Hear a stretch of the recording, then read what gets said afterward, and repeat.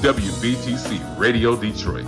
You can find us on Facebook, YouTube, X, and our website, www.wvtcdetroit.com, or download our WVTC app from the Play Store for Android users and the App Store for iPhone users.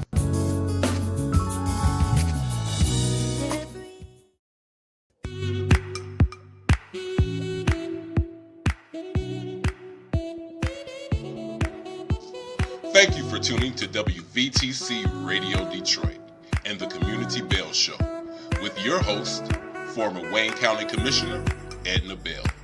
Stay tuned for insightful information Detroiters will find valuable. Text a friend and tell them to watch with you for news you can use. And now, your host, Edna Bell.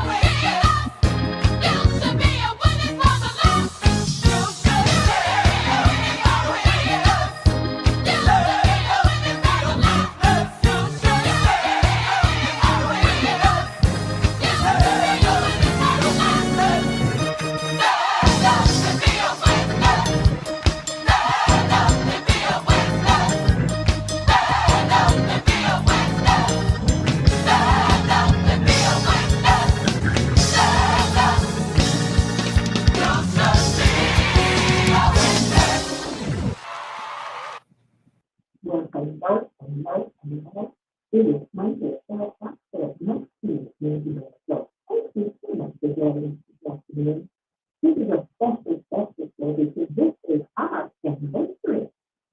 5 years that we do see things still around the world, and I think that's what we do. So congratulations to WBCC for 5 years of wonderful programming, sharing our sources of information. And I just glad to be part of it.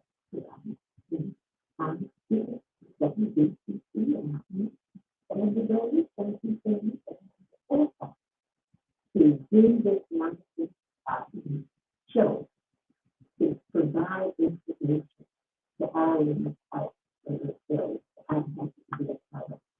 So yes, 5 years anniversary of the BCC, congratulations.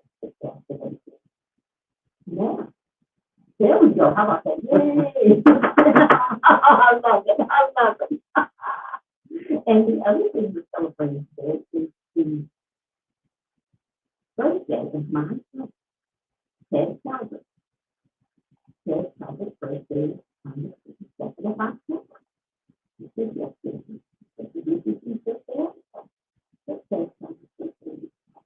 The 22nd, he would have been 82 years old. So I'm just glad to be able to celebrate Ted and talk about some of the things that he has done in this metropolitan area, some of the information he's shared, some of the wonderful things he created. And to do that is a very, very special young man who's agreed to be with me today. His name is Ken Coleman. Now, for those of you who have never heard Ken Coleman's name, I can't imagine that you've not heard Ken Coleman's name, but Ken, I call him a historian, but he's also a writer. But the most important part to me, he's a father of a young man who goes to the same school that my grandkids go to. So they're all CT people, Cass Tech people. But Ken, I'm so glad to have you with us this afternoon. Want to talk about just some of the things that you have done and some of the things that you've written about and the people you've written about. But most importantly, today, my brother, Ted Talbot. Welcome, Ken Coleman. How are you? I'm doing great. So I don't know whether to call you Commissioner Bell or School Board Member Bell or Mama Bell. Mama Bell covers all of that. How about all that? right. I'm gonna call you Mama Bell for the rest of I the love broadcast. that. Thank you so much. But Thank you so much for joining having us. Yeah, and as I understand it, your 5th anniversary, and so that's a beautiful thing. Yes, it is. 5 years ago, Sandy Rose, who's the owner of the station, had the vision. And was able to start this station. And I think it's been a blessing to the community and a whole lot of other folks. So congratulations to Sandy and WVTC Radio. It's a pleasure. I thoroughly enjoy being here. Indeed, and thank you for having me. Absolutely. So Ken, before we get into Ted, I've talked about anniversary, so talked about our anniversary. Just want to give another shout out. Shrine of the Black Madonna celebrated their 50th anniversary this past Friday at a gala that was held at the Horatio Williams Foundation building. It was really quite a wonderful event.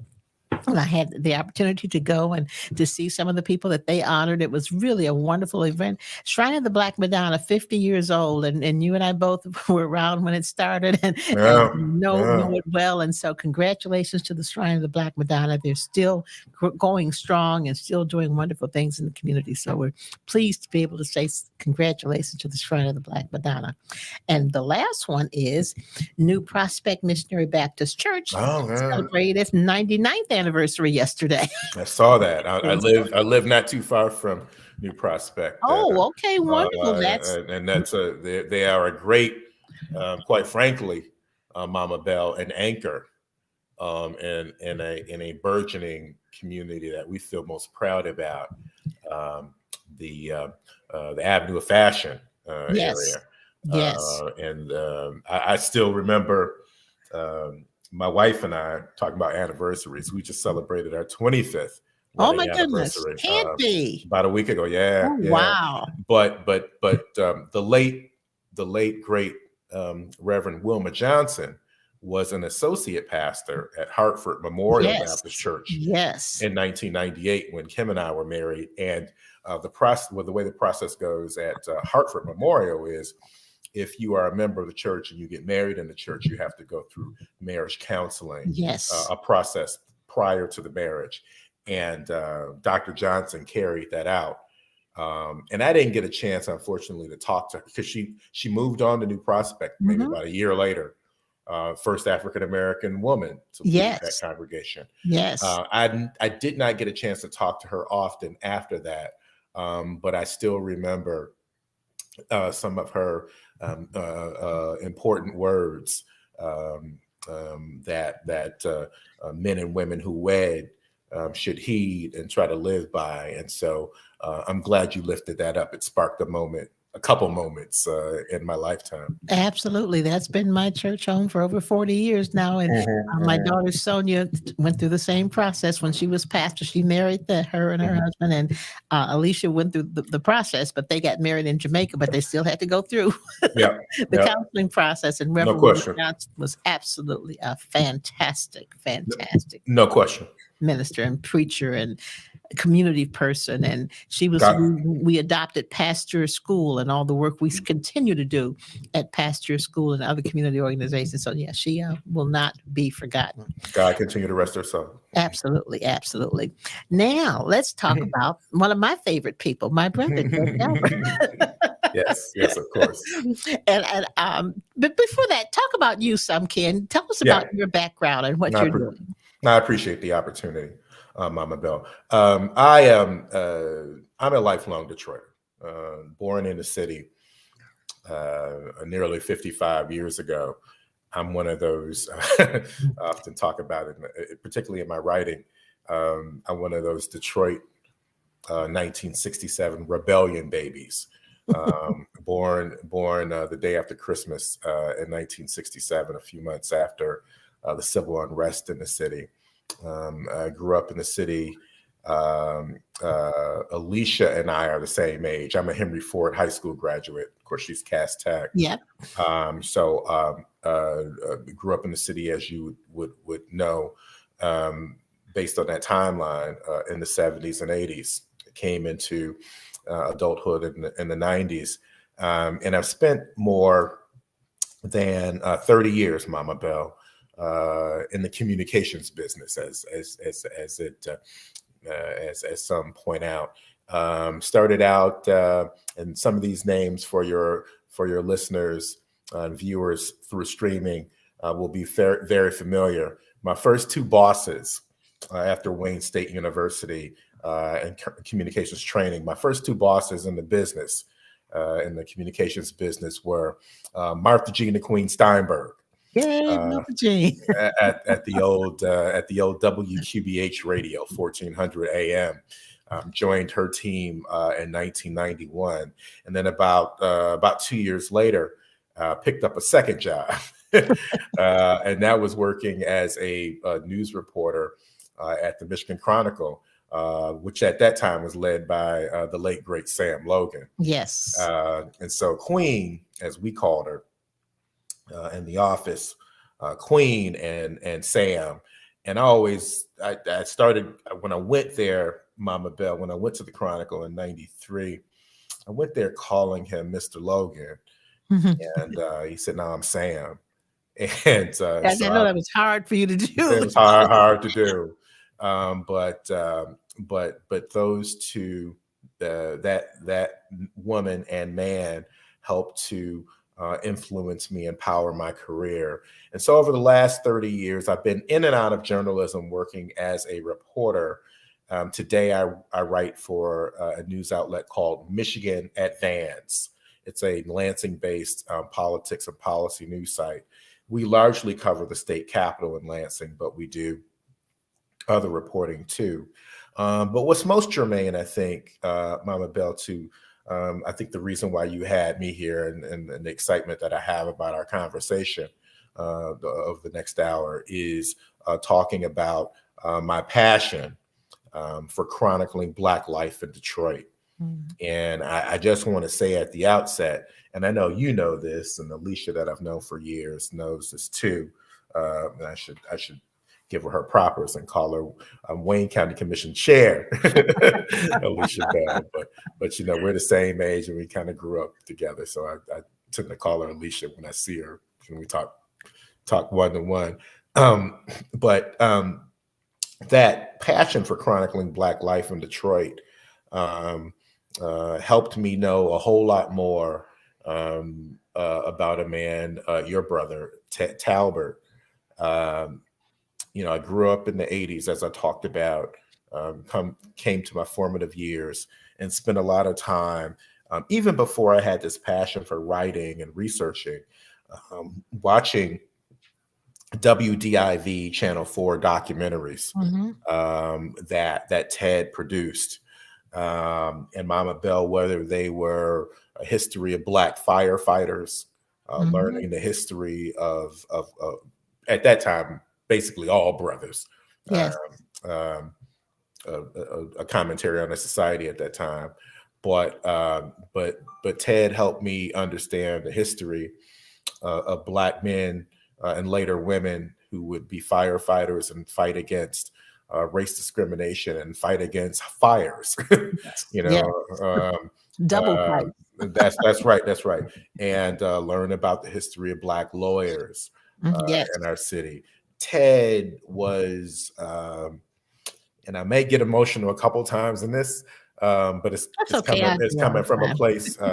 Ted was inspirational for me, and I think probably a couple generations of men and women who will become journalists in this town. And every time I saw him, I remember early remembrances of us having conversations, maybe at bigger, big settings, galas, or meetings, functions across the city. Was always very Ted, always very helpful to me, and always, as I pointed out, inspirational to me. And when I had an opportunity to, I've self-published a couple of books over the last 10 years, but when I wrote my first one, On This Day, African American Life in Detroit, 10 years ago, in 2013, in the foreword, there's several names that I lift up of people who have helped inspire my life. As I mentioned before, Martha Jean and Sam Logan. Someone that you know very well from your experience at the Detroit Public Schools, Art Carter, late Art Carter, and Ted Talbert were very helpful to me. And I was proud to lift them up in my forward, because I wouldn't have been able to be able to put together, even have the idea of trying to self-publish a book with 500 entries about important facts in Black Life Detroit. I would not only have had the inspiration to do that, but the research that people like Ted Talbert had done before me was very important. And so I know that's sort of a long, you asked me for a couple of notes about me and what I do in my life, but I thought it was important to include all of that. Oh, absolutely important, and that's just good to hear, good to have out there, good for people to know, to be verbalized. It's always good to know, and I know a lot of people don't know Ted as well as you know him, because you probably researched a lot about him and have known him for a lot of years. But you know that he won 5 Emmys. Yeah. And what do I have with me today? There you go. One of those Emmys. And That's one of those. This one of those pretty ones. yes, one of those. And They're all pretty, but that was they're one all pretty. He has 5, That's but right. this one was for the Paradise Lost, Paradise Found, 2002. Yeah. And this one is special because his house was broken into one day, and the Emmy was stolen. He happened to have it at the house for some reason. He was used to kept them at the office. But whoever stole it, the next day when he came home, it was sitting on the porch. Yeah. They brought it back. I mean, and that to me is just a testament to whoever it was realized A recognition of how important it was. And I keep it because the globe was broken off, but I just leave it there because that says to me how important even people who would break into someone's home understood the importance and the significance of having won an Emmy, and Ted won 5. And so I just, I wanted to bring that and share that with folks. He's also a member of Mama Bell because of that great work and those 5 Emmys. I know we're going to talk about the Joe Louis Room at some point too, but because of that great work that Ted did, Ted is one of only a handful of people that look like you and me who are members of the Michigan Journalism Hall of Fame. Exactly. And when the Hall of Fame, the year, I believe it was 2000, the year when the Hall of Fame recognized his work, it was one of the inspirations for me to sort of do even a deeper dive into, communities like Paradise Valley, the Black lawyers, Black judges, Black firefighters, all of that work that Ted did as a young man, particularly, like I said, growing up watching DIV, and not really understanding. You watch a documentary at 7:30 at night. Yeah. Half-hour documentary. I didn't know all the ins and outs of it, but as I got older, I learned. Oh, quick story, really quick story. We're going to talk about the Joe Louis room, but when Sam Logan, the former longtime publisher of the Michigan Chronicle, was there, he was one of the recipients of the beautiful, the beautiful brown bomber leather jackets. And so Sam, I remember one day, Sam, I wasn't at the ceremony. I can't remember what happened while I wasn't there, but Sam brought the jacket into the newsroom one day, or was in his office. Mm-hmm. And I looked at it, I said, "Oh man, that's nice, man. Let me sport that." Sam. He said, "No." He said, "No, son, you got to earn this. You may one day, but your day is coming, but not today. But not today. Not today." Anyway, let me stop. I love that story. It's interesting about that brown bomber jacket. When he started giving those away, people, as the years went on, and it became really quite important for folks to have a brown bomber jacket. Oh no, it was a status symbol. It was not only a status symbol, but it meant not only was a beautiful jacket. Yes, but it's recognition of a job well done. I said. That's right. And he would be walking down the street, and I'd be with him sometimes, and people would say to him, "Hey man, can I get one of those brown bomber jackets?" He said, No. You can't buy that. You can't buy that off the rack. You can't buy a brown bomber jacket. This ain't like the in the years those sporty leather jackets in the 90s. I think they called them 8-ball jackets, but they're very colorful. Yeah, leather jacket. But all the insignia and everything on the brown bomber jacket was beautiful, no doubt about it. Yes, absolutely. And I am just pleased to say that I have a brown bomber jacket. I was a recipient of one, quite surprisingly. I was a recipient of a brown bomber jacket. You've certainly earned it over the years. And I was surprised, but as you probably know, brothers and sisters don't do those kinds of things. Yeah. There's a sibling rivalry that always. Y'all were probably loving and doting. Well, now brothers and sisters. Well, brothers and sisters, particularly when they're young, there's some years it can be contentious sometimes. It was quite contentious. As a matter of fact, just a story. When we were in high school, we went to Northern High School. We lived in Royal Oak. I came in the North. Okay, Royal Oak Township. We lived in Royal Oak Township, and in those days, we could have walked to Ferndale High School, but because of the racism in Oakland County, we were bused, and in those days the buses were called DSR buses, and we were bused from what we went to middle school and elementary school, George Washington Carver Elementary Middle School, sure, from Wyoming and Myers, well, a little east of Myers, but Wyoming and 8 Mile, down past Mumford, past Central. You passed a few high schools on the way to past Northern Park, bus past all those schools and taken to Northern High School. And every morning, 9 buses would pick us up. And every afternoon, 9 buses would pick us up at Northern High School and bring us back to Royal Oak Township. Sure. And I say that because some people don't know the story of how so many of us got to Northern High School.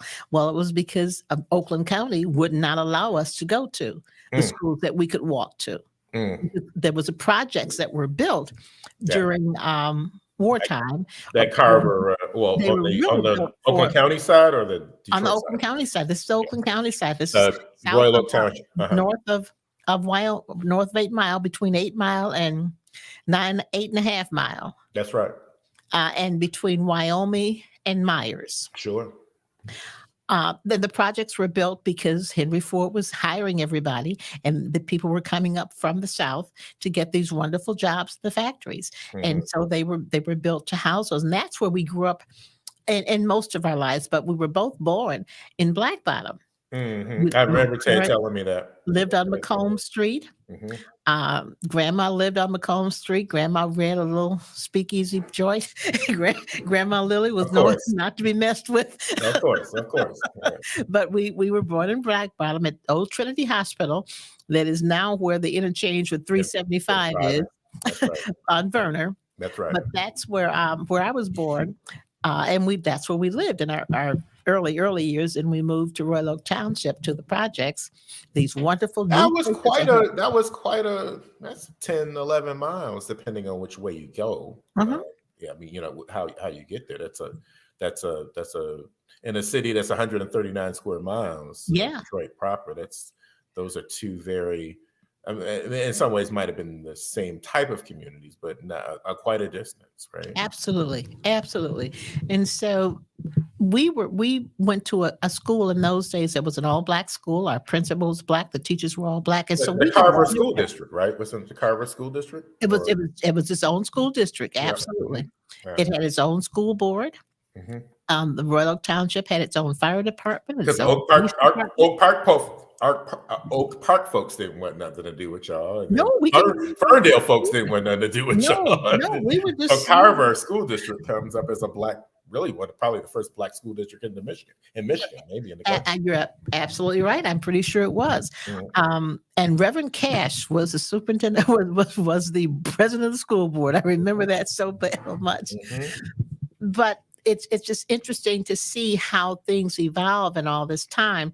And we, doing all that busing, doing all that, what I believe was an effort to destroy, did nothing but create history and create excellence, because our parents were bound and determined we were going to succeed no matter what. Yeah. Pressure makes diamonds, right? Exactly. And that, long story short, get to Ted Talbert, who I got great grades. I was always top of my class, but I worked hard. I studied, and it was not acceptable for me not to get A's. Okay. On the other hand, Yeah. Ted would get home from school. Question would be homework. Oh no, I did it in study hall. And mother would say, "Okay, y'all done?" "Yeah, I'm all done." So it was okay for him to get B's and C's, but not for me. The stakes were higher for you. Oh my goodness, yes. So he could say I did it in study hall and get away with it, but I had to be seen writing a paper, doing some homework, reading a book, doing something. So real interesting, the difference between how girls were treated and boys were treated back in those days. But he was able to do well, barely trying. And I guess that's my point. It didn't take him much to succeed, because that was just the way he was. He would spend a lot of time in the libraries when he was researching, when he wrote the Tuskegee Airmen and Eagle Should Fly, and that was one of those he won an Emmy for. Yeah, I remember that. Interviewed the Tuskegee Airmen from the Detroit chapter at Northern High School, where we went to high school, and they were in one of the auditorium rooms there, and he had them sitting there with their blue jackets on, and he interviewed them for that piece at the high school we went to. And when we were in high school in the late 50s, early 60s, we had a teacher who was a Tuskegee Airman, Dick Macon. He taught algebra and geometry. Okay. Little did we know he was telling the truth, that he was a Tuskegee Airman, when he would tell us, I used to fly planes. Well, in the late 50s, we weren't thinking about a Black man who was flying a plane in the Army. And he's, give us these problems. If the plane leaves at this time and a train leaves at that time, what time will they cross? And we said, yeah, sure. Turns out Dick Macon was indeed a Tuskegee Airman. And in later years became very good friends of the family. And in those days, high school, you were 17, 16, 17, 18, but the teachers were probably in their early mid-20s. Yeah. But they seemed so much older, and then you didn't realize it at the time. Didn't realize it. And later on we became friends. But I just share that Ted was able to bring so much out of people because of the work he did in libraries. And I tell my grandkids now, your uncle did a lot of work in the libraries. He read a lot. And that's how he was able to create and write and all that good stuff. Yeah, it's he was one of the people that bridged. So if we sort of think about how technology has changed and improved over the decades, Ted is one of those great bridges between probably certainly as a student, as a K-12 student, um, learning the Dewey Decimal System and going to the card catalog at a library. Yes. He was the perfect bridge from that generation that sort of grew up in that era. Mhm. And then through the advances of technology, particularly in broadcast, being able to use that research and put it into visual form, um, that was obviously that we watched through the 70s and 80s and 90s. Um, he's that perfect bridge between that more seasoned generation and helping to inspire again um, um, people my age and even younger. And one of the things, and I know we've talked about this privately over the years about his collection and his work. Mhm. Um, I hopefully look forward to a day where a lot of the work that he did can be, as the phrase goes today, digitized, placed on website or YouTube or something for people, this current generation, to see your grandbabies, my son Jackson, to be able to benefit from. Quick story. I mean, Mhm. not quick story, but just as a note that you might probably know. Cass Technical High School has, I think this is the second school year where it has an AP class in African American Studies. Yes. I think you probably know about that. And so, I just think that I've worked really closely with Dr. Nikolai Viti, the Detroit Public Schools General Superintendent. Met with him several years ago and said, Doc, we've got to try to find a way to put more local history, infuse more local history into the civics curriculum and other curricula through the K-12 system in Detroit and by extension, hopefully other school districts. And he jumped on that. He embraced that. And now they've got a more Mama Bell, you'll appreciate this. And he's got, and certainly Ted would. Now the general civics curriculum for 10th graders, I think it's 10th graders, has more local history in it than it ever had before. And I think it's by extension, I think the reason why I think that's important is I think it's going to be more relevant to Absolutely. 15-year-olds taking civics classes in high school across the city, not just Cass, but it's people like Ted Talbert, quite frankly, your dear brother, who helped bring that along, because he helped to inspire and motivate people, lots of people, me just being one of them. Lots of people. I'm so Jamon Jordan, the city of Detroit's historian, my neighbor Marsha Philpott. There are a number of names. I shouldn't start naming names because I'll miss somebody. But we're all out there lifting up the history, and a lot of it, quite frankly, we learned it from men and women like Ted Talbert, your brother. Well, ironically, just before David Sneed left the district, we were meeting, he and Ted and I, to talk about how we could incorporate Ted's videos into the curriculum. And it, once David left, it never got back to it. But I would love to be able to, and maybe I'll talk to some folks about getting back to that point where young people get a chance to see some of those videos for the historical aspect, yes, but also from a technical point of how you produce Yep. a video. That's the other part of it. I didn't Kind of even things mention you that. need to go through. So for in the videography department, wherever that would be, to let young people know how to go about putting something of that nature together. Yeah, not everybody wants to be on camera. Not Mhm. everybody wants to.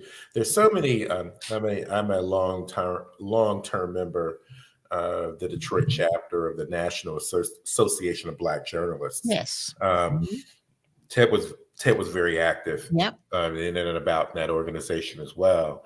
And one of the things I learned as a young journalist, because everybody kind of watches TV or listens to radio. Those were the two mediums. Of course, it's expanded since then.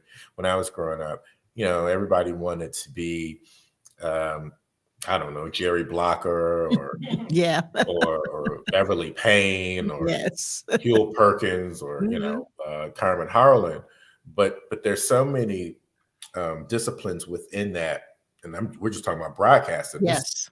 The technical people, the research people, the digital people that put together presentations, and a lot of times, if you remember, of course, Emory King. Yes, Emory was one of his biggest persons. He was the one who he would narrate and narrated most of his videos. Yeah, played a very important role. Emory did in those broadcasts. But when you're young or maybe not understand the industry, and it's certainly not taking anything away from the great work. Emory King is I don't have to tell. Icon, yes. But somebody's got to do that research, and somebody's got to put together the technical aspect of the presentation, and that's where people like Ted Talbert, and one of the reasons why I always try to lift him up is because if we don't record this history, I think I said this, we were in a room at Wayne State, you and your family and others, several years ago. Ted's important and should not be forgotten, because the baseline work, or the most important work oftentimes, and Ted worked on these projects throughout until they were completion. So not suggesting that he just did research and then his role was over. But that's some of the more critical work.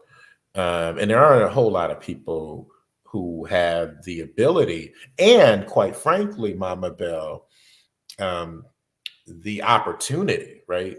And that's what we talk about with the National Association of Black Journalists Detroit chapter. There are fewer people in media that look like you and me. And I don't know, quite frankly, and this is as the phrase goes in the urban and the new sort of 21st century culture, this might be my hot take. I'm not so sure that newsrooms in Detroit would embrace the work that Ted wanted to do, that Ted did. There are fewer people that look like us in newsrooms. We're fighting every day to make sure that we've got more men and women. But even when we do, we got to make sure it's the right one. Well, and not only that, and they have some of them don't. The broadcast media, in particular, is very transient. People come from market. People go from market to market to market. It'd be interesting to do a survey of the people of color at 247 and now 50. They've got a newsroom now again. How many people know names like Ted Talbert and Martha Jean, the Queen Steinberg, and Sam Logan? Yes. And going back even deeper than that, Bill Matney and Frantic Ernie Durham. I mean, I just finished like 8 hours of interviewing Ed Love, the great jazz DJ at WDET. Ed's 91 years old. Wow. Still on the air. Wow. He's been broadcasting for 60 years. And so I just enjoyed talking to him about the names that I've researched, and some of them I knew, some of them I didn't.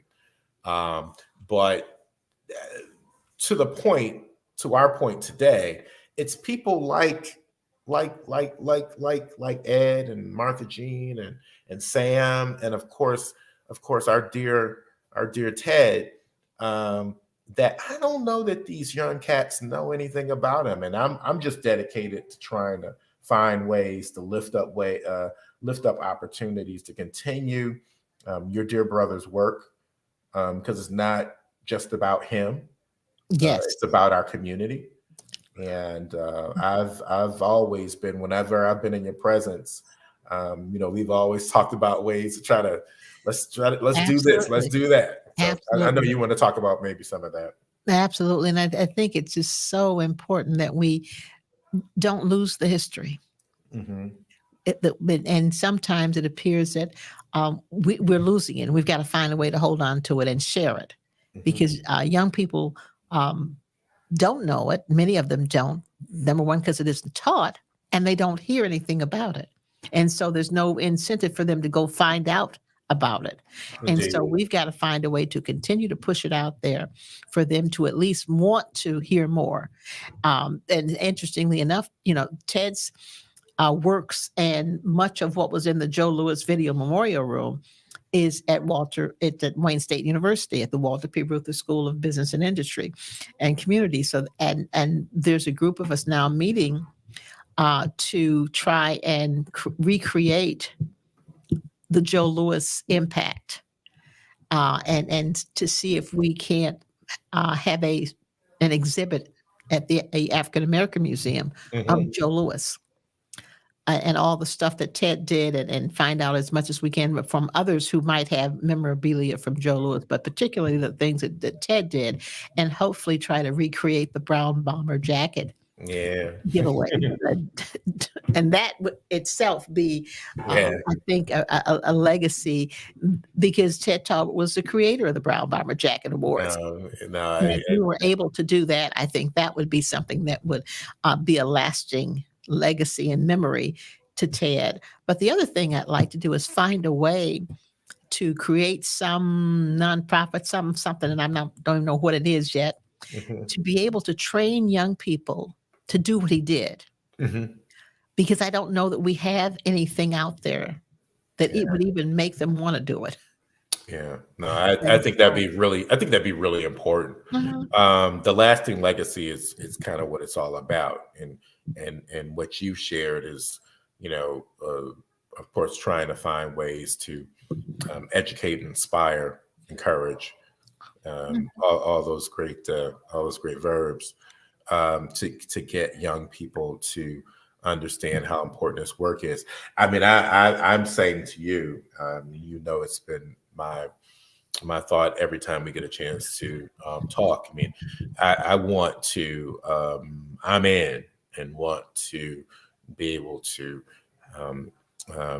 be part of an effort to do that. It is, quite frankly, the most important work that I think we as seasoned Detroiters, African American Detroiters in particular, I think it's the most important work that we can do, friend.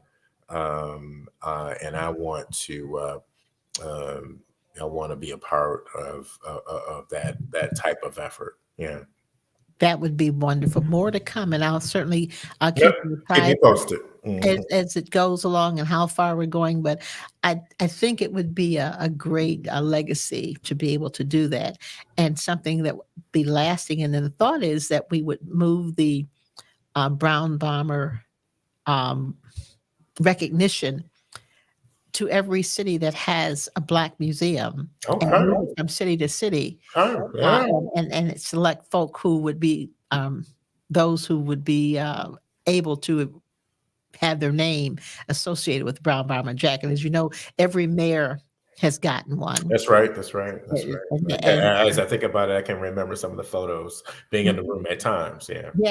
yes, and our every congressperson has gotten one, and I think the best one I can remember right now is that Ted wanted so badly to give President Obama a brown jacket. We were able to do that through Congressman John Conyers. John Conyers was able to facilitate getting the jacket to President Obama, and he wore it on one of the aircraft carriers, and we all saw him with the brown bomber jacket on. That to me was kind of the epitome of, oh my goodness, look at that. The president has a brown bomber jacket on. Awesome. And so somehow I'm going to try to find that video and that tape of him with that brown bomber jacket on, and make that a part of the whole experience. We were, my family and I were doing a road trip in Chicago earlier this or during the past summer, this summer. Mhm. And I had a chance to drive by and it's still in works. It's not complete yet. The Obama Library Mhm. in Chicago. I think, as a friendly amendment, Yeah. Madam Chair, Madam Commissioner, and Madam School Board Member. I think the African American museums are great. But in this case, the first Black president. Ab- Maybe Have there's to room be. for it at the Obama Library, and make that actual and have a ceremony that whereby the president can formally don that brown bomber jacket that was the inspiration of your dear brother Oh, wow. Ted's effort. That's on the list. I just added it. There you go. Just added But it. yeah, I mean, I think it's important work. When I do a lot of bus tours, Black Mhm. History bus tours in the city, and oftentimes they're African Americans or other people, But most of the time they're not, I'll bet you. but most of the time they're not. Mhm. And so I say that I took Mhm. a group from it was a corporate organization. Pointed that way. I don't want to put their name out there. Mhm.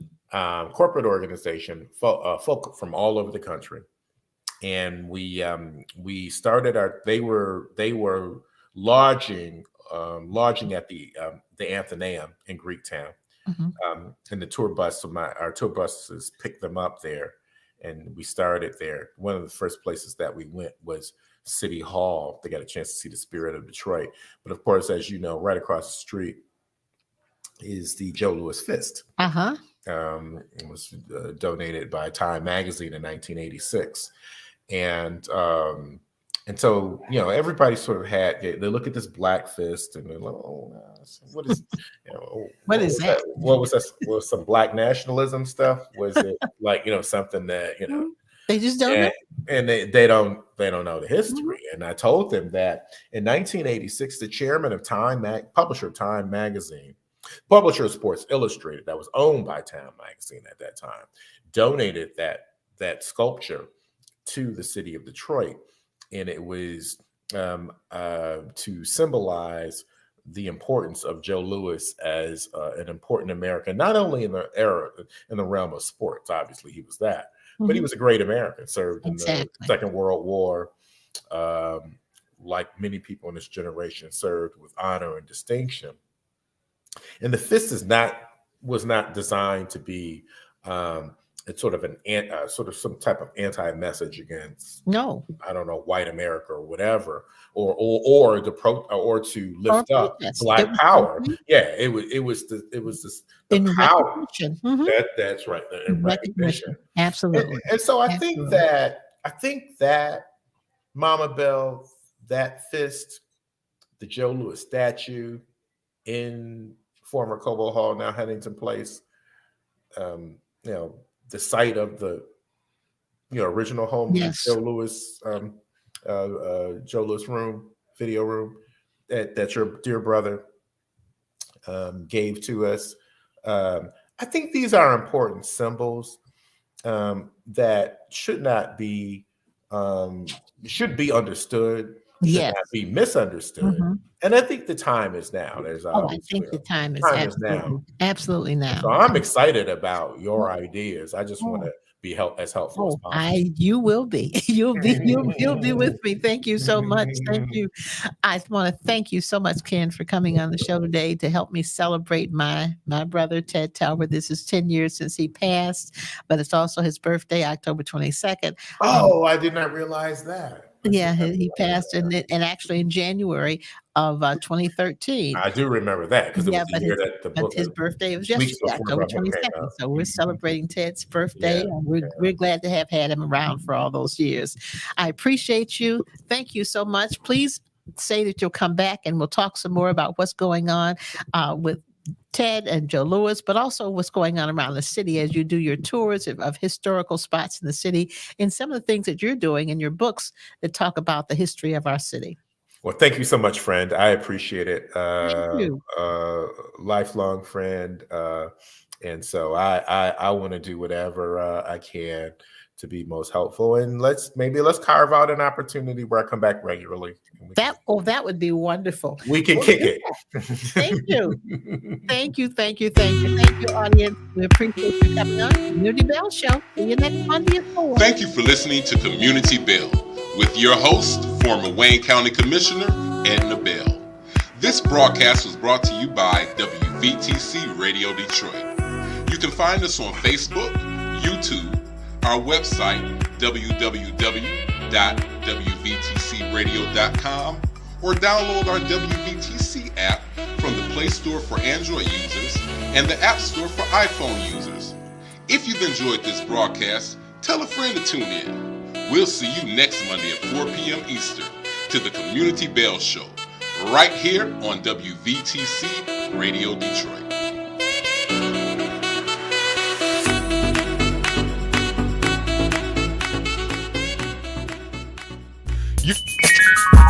You're listening to WVTC Gospel Radio Detroit, and we're flowing in the Spirit.